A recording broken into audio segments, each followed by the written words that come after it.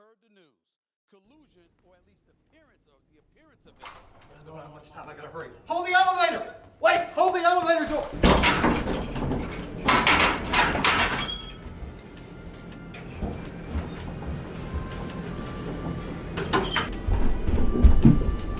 Dude, what was that? Why didn't you hold the door? Excuse me? I said, why didn't you hold the door? I called out several times, man. You almost broke my freaking arm here. Yeah, I couldn't hear a thing. I had these in, man. As a reminder, Catholic protest was hijacked.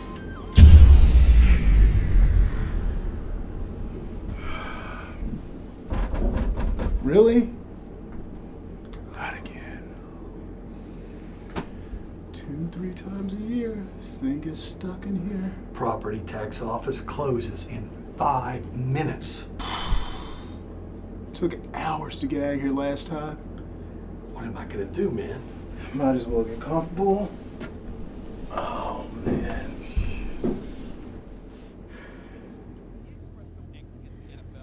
I'm guessing you wish you didn't catch the elevator now.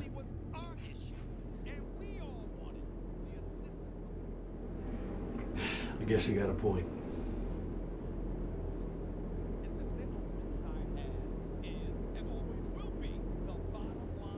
So what are you listening to? Pro Football Podcast. I don't have much use for pro football these days. But I will tell you, I was watching the game when that guy in Pittsburgh, he stood at the end of the tunnel all by himself with his hand over his heart during the national anthem. That took guts. So, do you think the rest of the guys were cowards? No, I don't think they were cowards. I just thought it took a lot of guts for him to do that alone.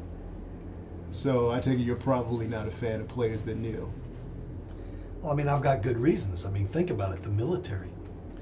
I mean, you know, soldiers with no legs, children with no parents. The national anthem is about much more than soldiers at war. Colin Kaepernick started a movement. Colin Kaepernick may have tried to start a movement, but he fractured our country even further. Besides, I'm not inspired by millionaire athletes and Hollywood types in general. I mean, come on. Well, why don't you tell me who inspires you? Martin Luther King inspired me. Oh, you're going to play the MLK card, really? What, I can't like Martin Luther King because I'm a middle-aged white guy? No, that's not what I mean.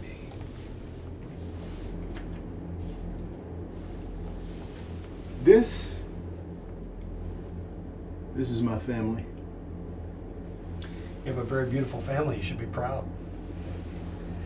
As for me, I'd be happy to show you mine, but I'm a little bit disadvantaged in the phone department. Yeah, that is a relic.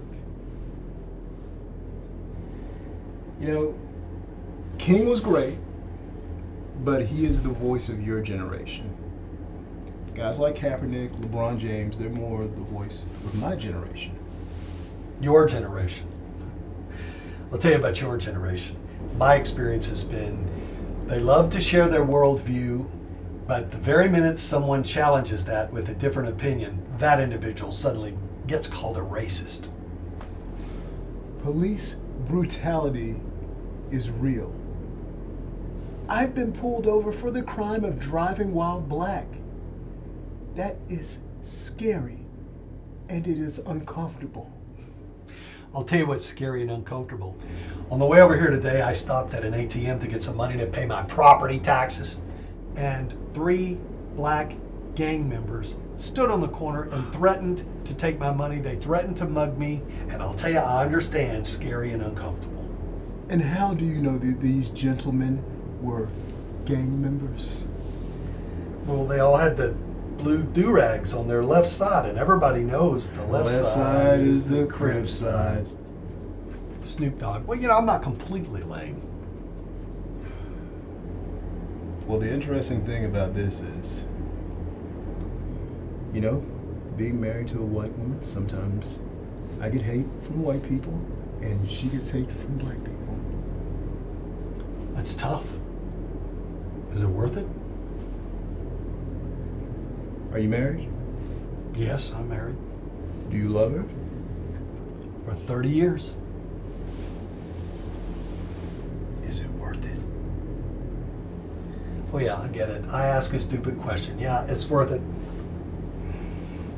See, I feel the same way. It's worth it, but sometimes it's just hard, man. I didn't marry her because she's white. I married her because I loved her, not because I couldn't find a black woman to love. I just love her. Well, if it's any consolation, I married a Cajun lady, and that comes with its own set of problems.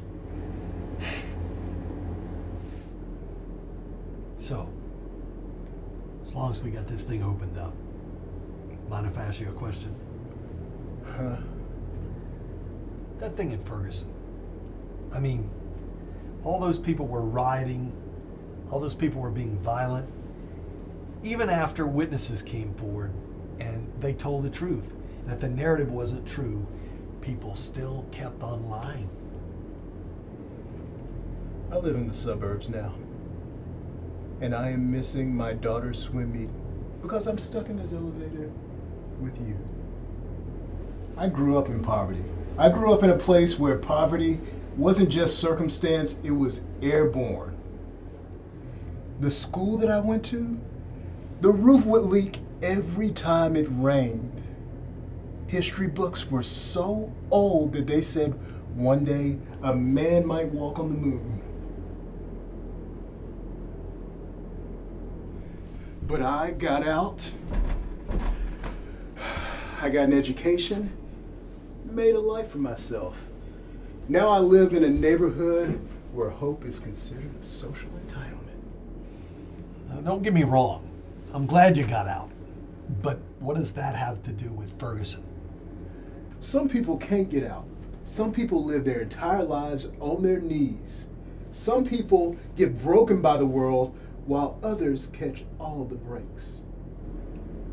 Now I know you're not trying to tell me that poverty is an excuse for rioting and for telling a lying narrative even after the truth is known. I mean, that kid was shot by the cop after he attacked the cop. That's the truth. I'm not saying Michael Bryan was a saint.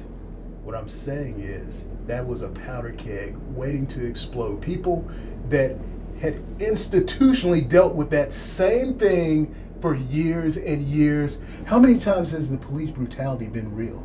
How many times have politicians broken their promises to the black community? Do you understand what it's like to live under somebody's thumb? And when they let the thumb up, there's a little string attached to you and back to that thumb. Do you understand that?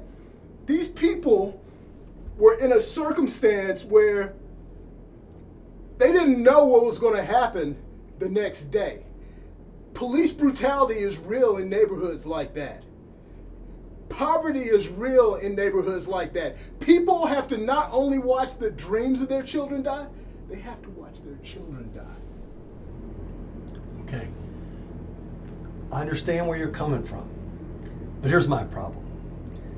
How does burning down your own neighborhood make things any better? Who am I, the spokesperson for the black race? Whoa. Hey guys. This is Gil, the building super. Sounds a little tense in there. Is everything okay? Okay, I'll take that as a yes.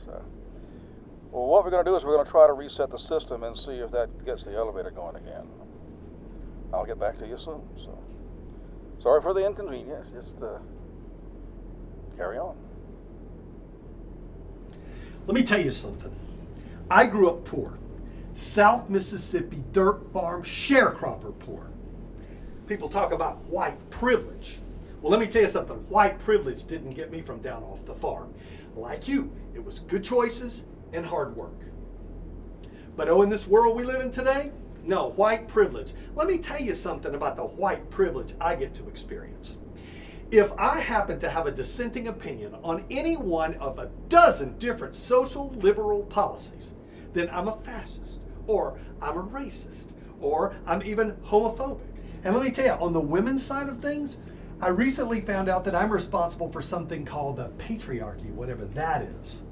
So with regard to me and white privilege, I have the privilege to be blamed for everything, whether I'm guilty of anything at all. You have the audacity to tell me that you have never reaped the benefits of your white privilege? Are you trying to tell me that affirmative action doesn't play a role in job hiring 50 years after the Civil Rights Act was signed into law? That's the problem. What's the problem? You can legislate, you can sign into law, but you cannot write on the hearts of men.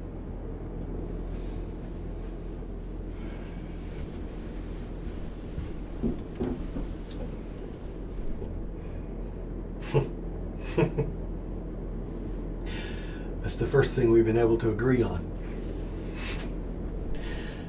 Reminds me of something I read once. A good man brings forth good things out of the good stored up in his heart. And an evil man brings forth evil things that are stored up in his heart. For the mouth speaks what the heart is full of. Luke 6:45.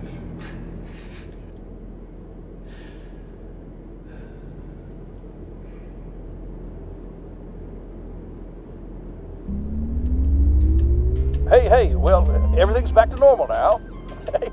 The elevator should open in just a few seconds. Thank you.